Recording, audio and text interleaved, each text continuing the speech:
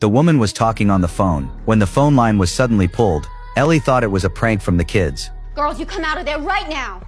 When she saw the kids running past, Ellie was completely stunned. The next second, Ellie turned on the light in the cubicle in fear, but found nothing inside. Ellie finally realized that something terrifying might really be hiding in the house. Before Ellie could react, a sudden scream came from her daughter upstairs. It turned out that the girl's doll had eerily sat up on its own, and was staring straight at her. The girl was terrified.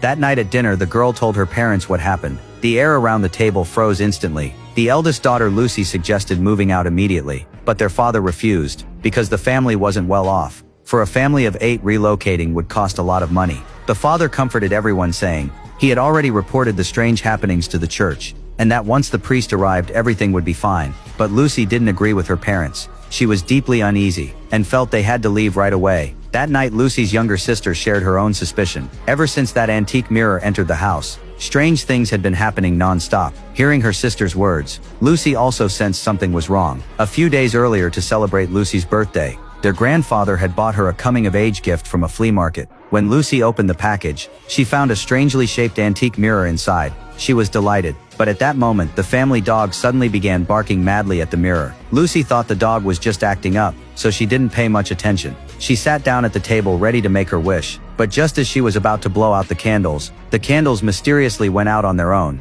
Though surprised, they didn't think much of it. However, when Ellie turned on the house lights, the chandelier suddenly crashed down. Everyone was terrified. Fortunately, Lucy wasn't hurt. They blamed the incident on the house being old and poorly maintained. It wasn't until today that Lucy understood that the mirror was behind everything. So the sisters decided to get rid of the mirror. They threw it into a recycling bin late at night, but they didn't expect that the next day the mirror would be crushed and destroyed by sanitation workers. At the same time, Lucy suddenly began coughing violently. While eating breakfast, she spat out a large lump of jam. Then she pulled a sharp piece of biscuit from her mouth. The whole family was terrified. They rushed Lucy to the hospital. All these strange events left the family on the verge of collapse. Fortunately, the priest arrived just in time. After hearing what had happened, the priest immediately went down to the basement. He recited verses from the Bible while sprinkling holy water around. But as soon as the holy water touched the ground, it was shrouded in thick smoke. The priest tensed up immediately. He realized he was no match for the evil spirit, so he hurried back to the church to seek help. But he didn't know that the spirit had already set its sights on him. As soon as the priest arrived at the church,